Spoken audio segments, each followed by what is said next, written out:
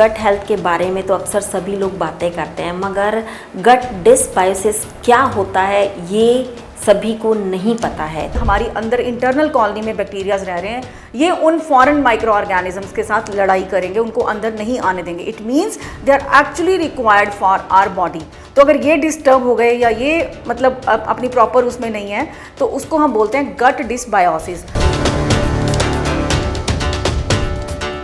अगर बहुत ज़्यादा ब्लोटिंग हो रही है, बहुत ज़्यादा कॉन्स्टिपेशन है, सीवियर कॉन्स्टिपेशन है, मतलब वीकनेस लग रही है बॉडी के अंदर, लिथार्जिक हो चुकी है बॉडी, तो it means they are the symptoms, they actually signify that you are having some gut dysbiotic problems, कि आपका जो माइक्रोफ्लोरा है वो डिस्टर्ब्ड है।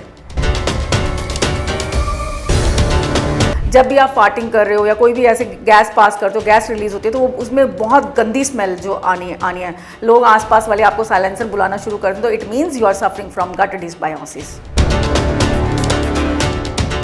अगर आपका ऑरल हाइजीन अच्छा नहीं है, आप ब्रशिंग प्रॉपर नहीं कर रहे, तो बैक्टीरियाज जो बैड बैक्टीरियाज हैं, बैड ब्रेथ है, आपको उससे पता चल जाएगा कि आपके मुंह में बैड बैक्टीरियाज हैं। वो क्या करेंगे, वो आपके गट के बैक्टीरियाज को डिस्टर्ब करेंगे। फुल अर्ली मॉर्निंग खाली पेट आप इसको लेते हो तो इसके एन नंबर ऑफ बेनिफिट्स हैं, जो आपको मतलब लेटर स्टेजेस पे आपको विद इन अ वीक और 2 वीक्स आपको दिखना शुरू हो जाएगा आपकी बॉडी पे।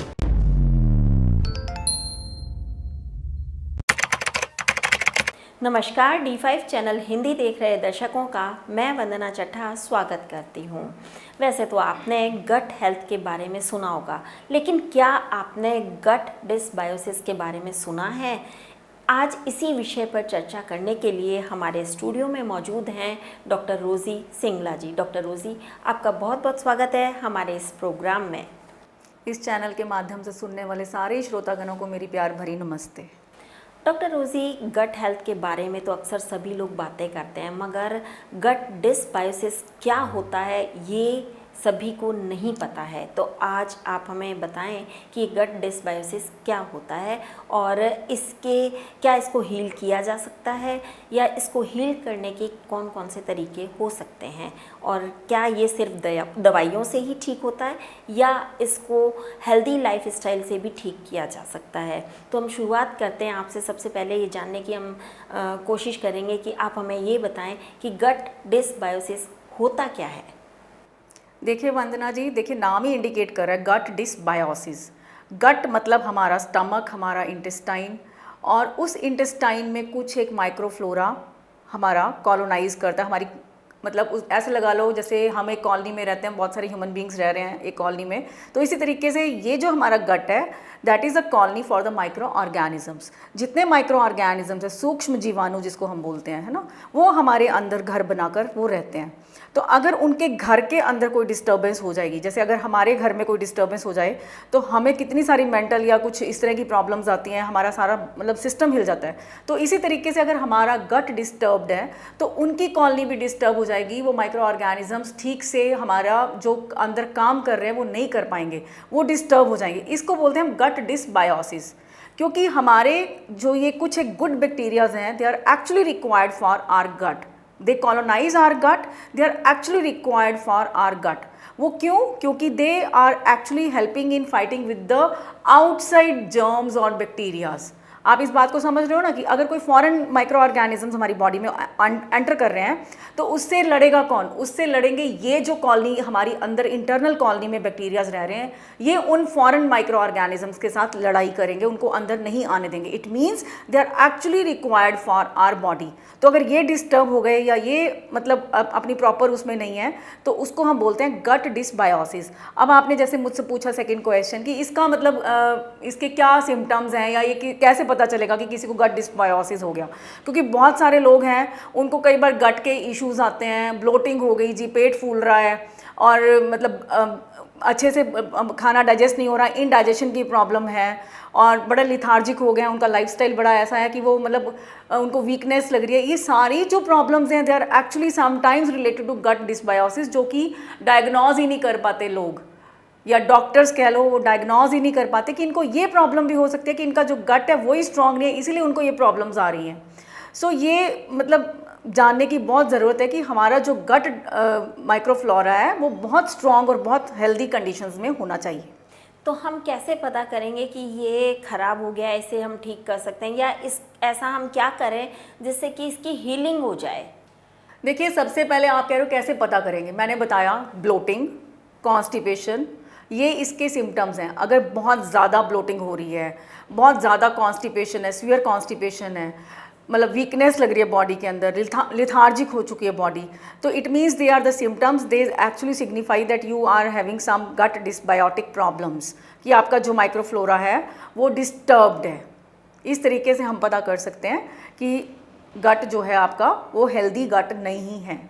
इसका ट्रीटमेंट क्या इनफैक्ट मूड स्विंग्स भी मतलब इस चीज़ में बहुत इंपॉर्टेंट रोल प्ले करते हैं कि अगर आपका जो आपको कोई भी काम करने में खुशी नहीं मिल रही है, कई बार ऐसा लगता है ना कि हम लोग तो बहुत अच्छा सब कुछ कर रहे हैं फिर भी हमें खुशी नहीं, क्योंकि अगर अंदर से आप हील नहीं हो, अंदर से आप हेल्दी नहीं हो, तो आपकी वो खुशी आपके चेहरे पे रिफ्लेक्ट हो ही नहीं सकती। तो आपके मूड स्विंग्स होंगे, तो उससे भी आपको पता चल जाएगा कि आपको मतलब गट डिसबायोसिस है। इनफैक्ट कई बार ऐसे मतलब जब भी आप फार्टिंग कर रहे हो या कोई भी ऐसे गैस पास करते हो, गैस रिलीज होती है, तो वो उसमें बहुत गंदी स्मेल जो आनी है, लोग आसपास वाले आपको साइलेंसर बुलाना शुरू कर दें, तो it means you are suffering from gut dysbiosis. तो क्या इसका कोई ट्रीटमेंट भी है?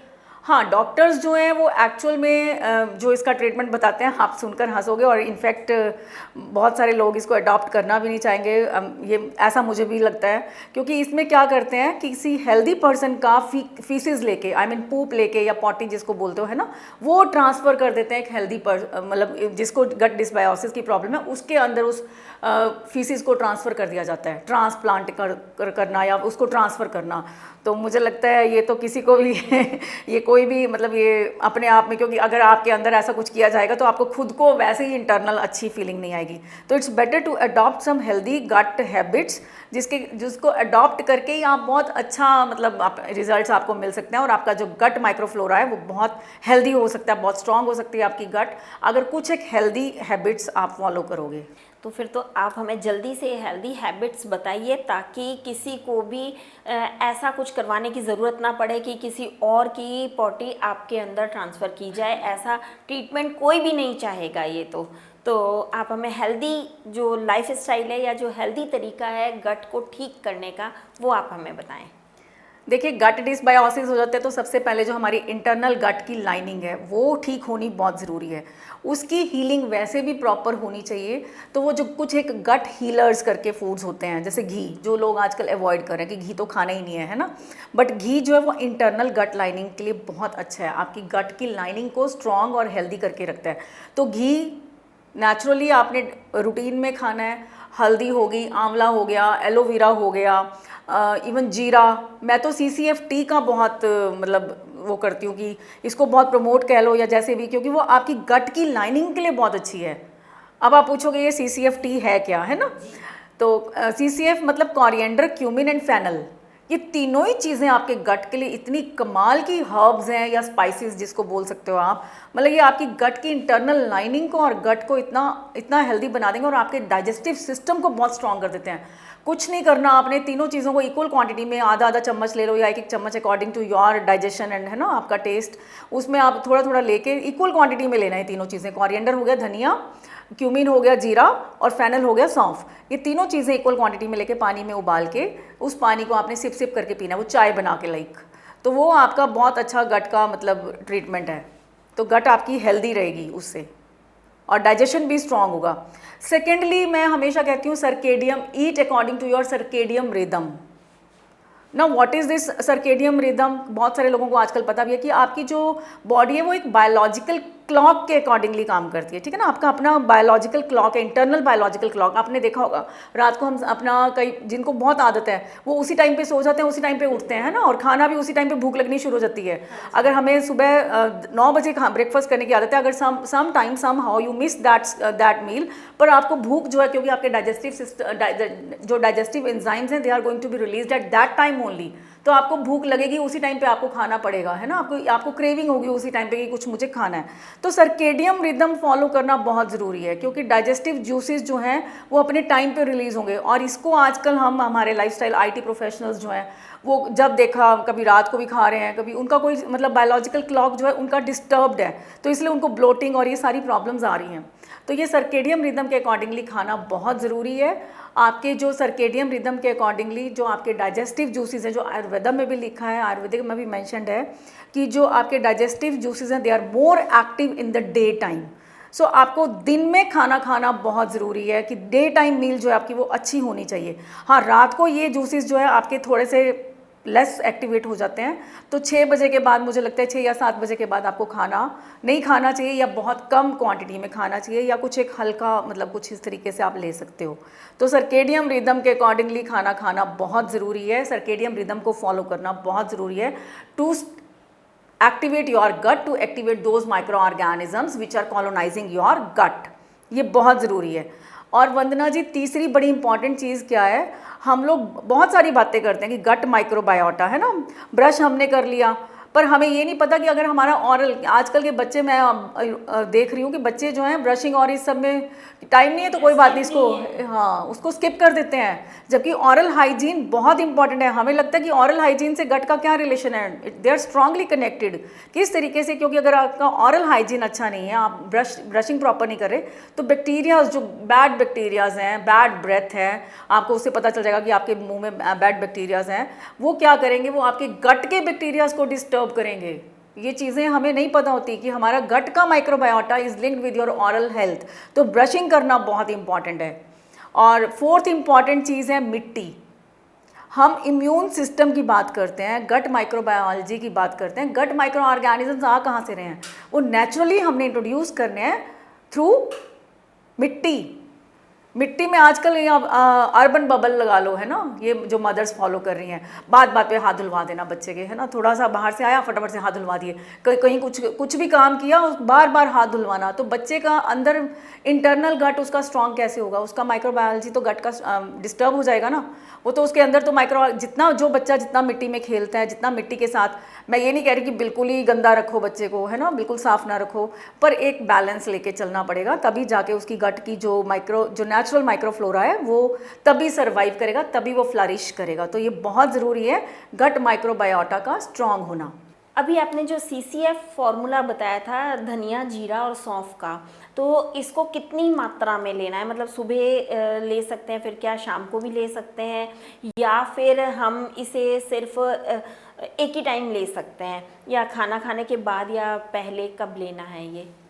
देखिए वंदना जी, CCF जो टी है वो एक्चुअल में डाइजेशन को स्ट्रॉन्ग करने के लिए, तो इसका कोई हार्ड एंड फास्ट रूल नहीं है कि आपने इसको कब लेना है, बट प्रेफरेबली क्योंकि डाइजेशन के लिए जिनको गट डिसबायोसिस की प्रॉब्लम है, तो मुझे लगता है उनको खाना खाने के बाद ये थोड़ा सा, ये खाना खाने से पहले, मतलब आपके डाइजेस्टिव जूसेस ठीक से रिलीज हो जाएं, तो वो पहले भी ले सकते हैं, या बहुत ज़्यादा ब्लोटिंग हो जाती है खाना खाने के बाद, तो उसको बाद में भी थोड़ा सिप सिप करके आधे घंटे बाद भी पी सकते हैं। तो इसका कोई ऐसा हार्ड एंड फास्ट रूल नहीं है। हाँ, अगर मॉर्निंग में उठ के बिल्कुल अर्ली मॉर्निंग खाली पेट आप इसको लेते हो तो इसके एन नंबर ऑफ बेनिफिट्स हैं, जो आपको मतलब लेटर स्टेजेस पे आपको विद इन अ वीक और 2 वीक्स आपको दिखना शुरू हो जाएगा आपकी बॉडी पे। क्या मेडिटेशन भी इसको ठीक कर सकता है? देखिए मेडिटेशन, अब जो हमारा जो गट है that is strongly connected to our brain, और इसको कनेक्ट करने का काम कौन कर रहा है? Vagus nerve, the biggest cranial nerve of our nervous system, जो कि पूरा मतलब हमारी बॉडी में फैली हुई है।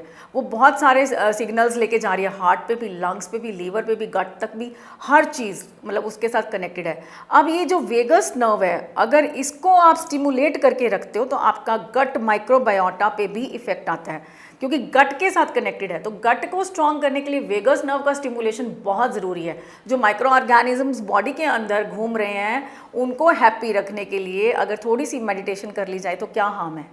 मुझे लगता है वेगस नर्व को स्टिमुलेट करने के लिए बहुत सारे, मतलब जितने आप देखते हो आजकल मेडिटेशन और साधु संत और ये सब, तो ये भ्रामरी बहुत अच्छा है वेगस नर्व को स्टिमुलेट करने के लिए। Even pranayama is too good for stimulating the vagus nerve.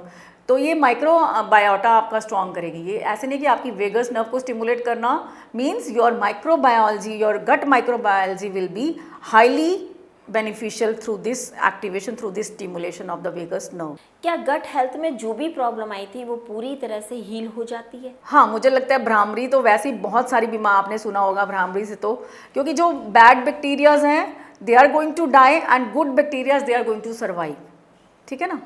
सो ये चीज़ बहुत इंपॉर्टेंट है। आपने गट ब्रीदिंग सुनी होगी, बहुत बहुत सारे मतलब उसमें बोलते हैं कि आपने जो सांस है वो आपने नेवल से लेना है ना, पेट से सांस लो, गट ब्रीदिंग जिसको बोलते हैं। तो gut breathing is very important. Practice it for just 5 minutes, start practicing, आपको पता चलेगा आपको कितना बेनिफिट हो रहा है इससे। आपकी गट माइक्रोबायोलॉजी स्ट्रांग होगी थ्रू गट ब्रीदिंग।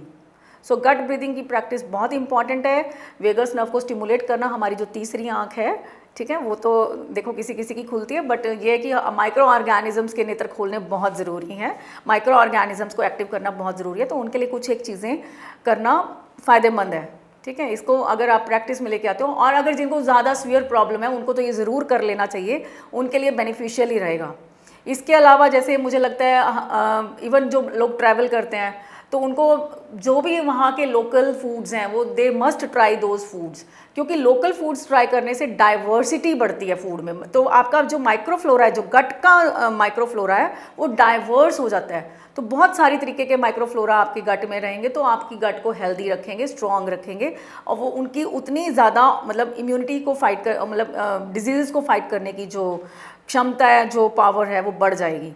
सो गट डाइवर्सिटी बहुत ज़रूरी है, माइक्रोबायोलॉजिकल मतलब माइक्रोबायोटा की डाइवर्सिटी बहुत ज़रूरी है। इसके लिए मुझे लगता है ट्रैवल के साथ साथ इवन आपको कुछ एक फूड्स ऐसे मतलब प्लांट बेस्ड फूड्स में भी डाइवर्सिटी लाने की ज़रूरत है। गट मतलब डाइवर्सिटी को लाने के लिए आपको बहुत बदल बदल के खाना खाना चाहिए, प्लांट बेस्ड, जैसे 30 to 35 आइटम्स ऐसी आपको अपने उसमें फूड में इंक्लूड करनी चाहिए जो डाइवर्स हों। ये नहीं कि आप रोज़ एक ही तरीके का खाना खा रहे हैं, उससे भी आपका जो माइक्रोफ्लोरा है वो डिस्टर्ब हो जाता है। तो आपको बड़ा वैरायटी ऑफ फूड खाना है, दालें, सीरियल्स, हर चीज़। वंदना जी, यहाँ एक चीज़ और मैं ऐड करना चाहूँगी, जो आजकल ये चल रहा है ना कि लो कार्ब डाइट, ये एक्चुअल में दैट इज़ बहुत नुकसान कर रही है। ये जो लो कार्ब डाइट है उसमें प्रॉब्लम क्या आती है, लो कार्ब्स जो हैं वो, क्योंकि हमारे ब्रेन की आजकल सबसे ज़्यादा प्रॉब्लम्स क्या आ रही हैं इवन ओल्ड एज में, 40s 50s के बाद। अभी तो मैं बेनिफिट उठा लूँगी लो कार्ब का, है ना, मैं उस डॉक्टर को, उस डाइटिशियन को भी I be saying thanks to that doctor कि जिसने मुझे लो कार्ब डाइट बताई और मुझे इमीडिएटली फ़ायदा हो गया। मोमेंट्री फ़ायदा देखने के बाद जो उसका लेटर ऑन जो नुकसान होगा वो आप सोच भी नहीं सकते। ये जो मेमोरी प्रॉब्लम्स आ रही हैं, मेंटल हेल्थ इश्यूज़ आ रही हैं, इसी कारण आ रहे हैं, because some glucose is actually required for your body. अब ये जो कार्ब्स के थ्रू ग्लूकोज है डायरेक्टली ब्रेन में जा रही है, आपके ब्रेन को एनर्जी कार्बोहाइड्रेट से मिल रही है। जो प्रोटीन वाला जो आपका ग्लाइकोजन है, वो मतलब जो ग्लूकोज है, जो प्रोटीन वाली एनर्जी है, that is actually converted into glycogen, not to the glucose. ये चीज़ ध्यान रखने की ज़रूरत है। इसीलिए हमारे जो ब्रेन के मेंटल हेल्थ इश्यूज़ आ रहे हैं, low carb diet, low carb diet, है ना, बहुत सारे अब बच्चे भी लो कार्ब, बट आपको बैलेंस में खाना है, आपको ऐसी चीज़ों से बचना है। आपके गट को स्ट्रॉन्ग करने के लिए डाइवर्सिटी बहुत ज़रूरी है, सारे तरीके का खाना खाओ। आपके 32 आइटम्स, आपके 32, 34, 35 जितने भी आइटम्स आप खा सकते हो, एक मतलब उसमें आप प्लांट बेस्ड, वो आप डाइवर्स, उसमें आप अगर 30 दिन का डाइट फॉलो कर रहे हो तो मुझे लग रहा है 30 आइटम्स आप डेली बदल बदल के खाओ। देखो आपका गट फ्लोरा कितना स्ट्रांग हो जाएगा, कितना हेल्दी हो जाएगा। क्या चीज़ बिल्कुल नहीं खानी चाहिए ऐसे टाइम में? देखिए, ना खाने में तो जंक फूड, प्रोसेस फूड, डब्बा बंद फूड नहीं खाना। बहुत सारा खाना हम आजकल जो हमारे कुकिंग यूटेंसिल्स हैं उसका भी बहुत फ़र्क पड़ता है हमारे गट माइक्रोफ्लोरा पे, क्योंकि जो कुकिंग है हम अगर प्लास्टिक कंटेनर्स में कर रहे हैं या कोई बहुत सारे पेस्टिसाइड वाले फूड्स हम खा रहे हैं तो वो भी अल्टीमेटली वो केमिकल्स हमें नहीं ख़त्म कर रहे, हमारे गट माइक्रोफ्लोरा को भी ख़त्म कर रहे हैं। वो पूरा डिस्टर्ब हो जाएगा, वो ख़त्म हो जाएगा, वो मर जाएंगे माइक्रो ऑर्गेनिजम्स, ठीक है ना। वो इतने हार्मफुल हैं केमिकल्स, क्या वो उन केमिकल्स को खा के गट माइक्रो ऑर्गेनिजम्स अगर वो हमें नुकसान कर रहे हैं तो गट को कितना नुकसान कर रहे हैं। तो ये कुकिंग के यूटेंसिल्स प्लस ये जो केमिकल बेस्ड फूड्स हैं ये बिल्कुल नहीं खाना। अगर आपको सीवियर प्रॉब्लम है तो बिल्कुल आप से a big no to these kind of foods, चाहे वो डब्बा बंद है, चाहे वो जंक फूड है, केमिकल बेस्ड फूड है, पेस्टिसाइड्स बेस्ड फूड है, बहुत सारा मतलब। तो उस तरीके से आपने अपना खुद का उगा लो, या अगर आपको मतलब कुछ एक टिप्स एंड ट्रिक्स पता है कि किस तरीके से पेस्टिसाइड्स को रिमूव करना है, उसको सोक करके रखना है ना, वो जो आजकल सब मतलब विनेगर वाले वाटर में, तो पेस्टिसाइड्स को रिमूव करके तब जाके आप अपना फूड को कंज्यूम करो, तब जाके आपका जो गट है वो एक हेल्दी गट होगा। क्या पॉस्चर का भी कोई असर पड़ता है गट पे? हाँ बिल्कुल, गट माई का टाइम मिल जाएगा तो इट्स बेटर कि उसको ऊपर ही ऊपर पाइल ऑन नहीं करना, कुछ रिकवरी टाइम भी देना है। एंड जो भी आप खाना खा रहे हो उसको भी प्रॉपरली च्यू करके खाओगे। वैसे तो 32 बार कहते हैं ना च्यू करके खाने को, बिल्कुल उसको रस और रक्त, आपका जो रस है, खाने का जो रस है वो रक्त में मिल जाना चाहिए, इस तरीके से चबाना है। तो कम से कम उसको आप काउंटिंग से तो नहीं मतलब पॉसिबल है, ठीक है, प्रैक्टिकली अगर देखें, but still you have to chew your food a lot कि उसका रस बन जाए और वो रस आपके ब्लड में जाके आपको फ़ायदा करे, आपके माइक्रो ऑर्गेनिजम्स, आपके गट के माइक्रो ऑर्गेनिजम्स को फ़ायदा करे, ठीक है, उनके ऊपर बर्डन ना हो। प्रोबायोटिक फूड जो होते हैं उनका गट डिसबायोसिस में क्या कोई रोल होता है? देखिए, गट डिसबायोसिस मतलब कि हमारा जो गट है उसका माइक्रोफ्लोरा डिस्टर्ब हो गया, और प्रोबायोटिक क्या है कि हमने वो माइक्रोफ्लोरा अपनी बॉडी में इंट्रोड्यूस करना थ्रू दोज फूड्स जिनके अंदर वो माइक्रो ऑर्गेनिजम्स प्रेजेंट हैं। लाइक हम बहुत पुराने टाइम से, प्राचीन उसमें आप लगा लो, हमारा फूड है दही, छाछ, लस्सी, ये हम सब पी रहे हैं। इसको पीना सिर्फ एक टेस्ट के लिए या इसको दही को खाना एक टेस्ट के लिए नहीं है। We are introducing probiotic micro organisms, like हम अपनी बॉडी में इंट्रोड्यूस कर रहे हैं जो कि आपके फॉरेन बैक्टीरियाज के साथ लड़ेंगे, जो आपके गट को स्ट्रॉन्ग करेंगे, जो वहीं जाकर अपना स्टे मतलब रखेंगे, वहीं रहेंगे, आपकी मतलब कॉलोनी बनाएंगे आपकी गट में। तो प्रोबायोटिक फूड्स में जैसे मैंने आपको बताया, दही, लस्सी, छाछ, ये तो है ही हैं। चीज़ भी समहाउ है ना, क्योंकि चीज़ में माइक्रो ऑर्गेनिजम्स जो फर्दर पनीर की प्रोसेसिंग करके चीज़ बनता है तो उसमें भी माइक्रो ऑर्गेनिजम्स इंट्रोड्यूस हो जाते हैं। इसके अलावा कुछ एक कोरियन डिशेज़ भी हैं, जैसे किमची हो गया, इवन सोया से बने हुए माइज़ो हो गया, सोया सॉस हो गई। तो इवन कांजी बहुत अच्छा प्रोबायोटिक फूड है। कांजी से आपकी बॉडी के अंदर माइक्रो ऑर्गेनिजम्स इंट्रोड्यूस कर देते हैं। साउथ में इडली, डोसा, वड़ा, ये सब कुछ जो है ये प्रोबायोटिक फूड्स हैं। तो ये खाने, ये रेगुलरली इनको कंज्यूम करना चाहिए। They should be made the part of our diet actually, तभी जाके subsequently your gut flora will become so strong. So मतलब ये प्रोबायोटिक फूड्स जो है, आपने ये सुना होगा बहुत सारे, मैं I am not going to name any product और एनी कंपनी, बट ये इस चीज़ को कितना एनकैश कर रहे हैं कि प्रोबायोटिक फूड है, probiotic, and they are very heavy on your pockets, है ना, ऐसे ऐसे जो आजकल प्रोबायोटिक प्रोडक्ट्स मिल रहे हैं मार्केट में। बट आई ऑलवेज सजेस्ट कि take probiotics in the natural form. वो लेके भी क्या होगा, आपने एक शीशी पी ली, आपने रात को पी के सो गए, आपका मोमेंटली 24 आवर्स के लिए दोज माइक्रो ऑर्गेनिजम्स, अब तो रिसर्चेस ने भी प्रूव कर दिया कि they are very harmful to your body. तो it's better to take natural probiotics instead of taking those industry made probiotics. तो वो लेने की जगह आप अपना ही नेचुरल माइक्रोफ्लोरा मिट्टी में बनाओ, मिट्टी से खाओ, मिट्टी को इंट्रोड्यूस करो, आपका माइक्रोफ्लोरा स्ट्रांग हो जाएगा। दही, लस्सी, छाछ, ये सब पियो, आपका माइक्रोफ्लोरा डेली इसको अपना डाइट का पार्ट बनाओ, आपकी गट बहुत स्ट्रांग रहेगी। प्रोबायोटिक के बारे में तो हमने बात करी, लेकिन क्या प्रीबायोटिक भी गट हेल्थ के लिए ज़रूरी है, और प्रोबायोटिक और प्रीबायोटिक में क्या अंतर है? देखिए, प्रोबायोटिक है वो फूड जिसमें माइक्रो ऑर्गेनिजम्स प्रेजेंट हैं, और प्रीबायोटिक क्या है, उन माइक्रो ऑर्गेनिजम्स का खाना।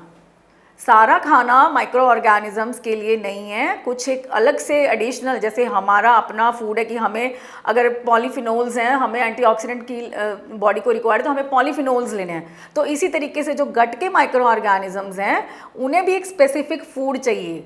वो स्पेसिफिक फूड को हम बोलते हैं प्रीबायोटिक्स। गट को स्ट्रांग रखने के लिए, गट के माइक्रोफ्लोरा को स्ट्रांग रखने के लिए, गट डिसबायोसिस को दूर करने के लिए, to keep it at a bay, you have to introduce prebiotic foods also in your body. अब ये प्रीबायोटिक फूड्स होते क्या हैं, ये कैसे मतलब हमें मिलेंगे? तो जितना फाइबर रिच फूड है, चाहे वो सॉल्यूबल फाइबर है या इनसॉल्यूबल, ज़्यादातर इनसॉल्यूबल फाइबर है वो प्रीबायोटिक्स में आती है। बट सॉल्यूबल और इनसॉल्यूबल दोनों तरीके की फाइबर अगर आप कंज्यूम करते हो तो that is actually a prebiotic. क्योंकि जो फाइबर है, हमारा जो गट फ्लोरा है वो लार्ज इंटेस्टाइन में है, और जितना खाना है वो ज़्यादातर डाइजेस्ट हो जाता है स्मॉल इंटेस्टाइन में। तो लार्ज इंटेस्टाइन तक पहुँचते पहुँचते तो माइक्रो ऑर्गेनिजम्स को कुछ मिलता ही नहीं। अब लार्ज इंटेस्टाइन में क्या चीज़ एज सच पहुँचती है, वो पहुँचती है फाइबर। अब वो फाइबर के ऊपर, क्योंकि फाइबर टूटी नहीं ना, तो उस फाइबर को तोड़ने का काम करते हैं ये माइक्रो ऑर्गेनिजम्स, ये लाइव माइक्रो ऑर्गेनिजम्स जो हमारी लार्ज इंटेस्टाइन में प्रेजेंट हैं। वहाँ पे जाके उस फाइबर को तोड़ेंगे और उसके ऊपर सर्वाइव करेंगे, और इससे वो हेल्दी रहेंगे। तो फाइबर में समटाइम्स आई ऑलवेज से कि ईसाबगोल वो बहुत अच्छा है, अच्छा प्रीबायोटिक है। People they use to avoid कि पता नहीं क्या चीज़ है ईसाबगोल। ईसाबगोल कुछ नहीं है, it is just a husk. उसको आप खा सकते हो, वो आपका बहुत अच्छा प्रीबायोटिक है, माइक्रो ऑर्गेनिजम्स का अच्छा खाना है। ओट्स आप खा सकते हो, होल ग्रेन्स आप खाओगे, होल नट्स आप खाओगे, तो वो उसमें जो फाइबर का कंटेंट है वो आपके गट के माइक्रो ऑर्गेनिजम्स का फूड है, तो वो बहुत हेल्पफुल रहेगा गट के माइक्रो ऑर्गेनिजम्स को ग्रो कराने के लिए, उनके सर्वाइवल के लिए। So prebiotic is a kind of food for the probiotics. ये फ़र्क है इन दोनों में। जी, अक्सर लोगों का ये कहना है कि अगर वो एक बार इसबगोल खाने की आदत डाल लेते हैं तो फिर उनको रोज़ खाना पड़ता है। नहीं, ऐसा कुछ नहीं है। ऐसा तो रोटी की आदत भी रोज़ आपको रोज़ ही खानी पड़ती है, तो इसबगोल कौन सा कोई नुकसान कर रहा है आपकी बॉडी को। और आपको, मैंने सर्कुलेशन डाइट का हमेशा बात की है, तो आपको स्किप कर देना चाहिए कभी कभार। ऐसा नहीं कि कोई भी चीज़ की आदत डालो आप, हैबिट फॉर्मिंग में तो इवन आई डोंट बिलीव, तो उसको स्किप कर दो। But sometimes you can take those foods which are actually healthy for your gut, तो लेना चाहिए। और यूजुअली हम कहते हैं, जैसे अगर आप आयुर्वेदा में भी देखो, तो 25 से 30 ग्राम का फाइबर इनटेक आपका डेली का बॉडी में होना ज़रूरी है। तो 25 से 30 ग्राम आप डाइट के थ्रू किसी भी फॉर्म में आप उसको ले सकते हो, whether it is in the form of isabgol, या आपका फूड है, आपके होल ग्रेन्स हैं, है ना, नट्स हैं, किसी के भी थ्रू, इवन लेग्यूम्स हैं, फ्रूट्स हैं, वेजिटेबल्स हैं, प्लांट बेस्ड फूड है, इन सब के थ्रू जो भी आप फाइबर ले रहे हो 25 से 30 ग्राम लेना आपकी बॉडी के लिए बहुत ज़रूरी है। आप आम भाषा में हमारे दर्शकों को बताएं कि क्या खाना ऐसा खाएं जिससे कि उनकी गट हेल्थ बेहतर रहे। देखिए, whole grains, fibre rich foods, दालें हो गई, मूंग दाल हो गई, मिलेट्स हो गए, मिलेट्स में फाइबर का कंटेंट बहुत अच्छे अमाउंट में है, पालक हो गया, साग हो गया, ब्रोकली हो गई, टमाटोज़, ये सारे के सारे जो फूड्स हैं, दही, लस्सी, छाछ, ये आपको बताया, कैफिर, इवन पिकल्स, अचार बहुत अच्छा है, उसके अंदर भी माइक्रो ऑर्गेनिजम्स होते हैं। तो मतलब ये सारे फूड्स जो हैं, they are actually good for your gut. Doctor Rosy, आज आपने बहुत ही महत्वपूर्ण जानकारी दी। आप यहाँ आई, आपका बहुत बहुत धन्यवाद। नमस्कार। अगले एपिसोड में आपसे फिर मुलाकात होगी, तब तक के लिए नमस्कार।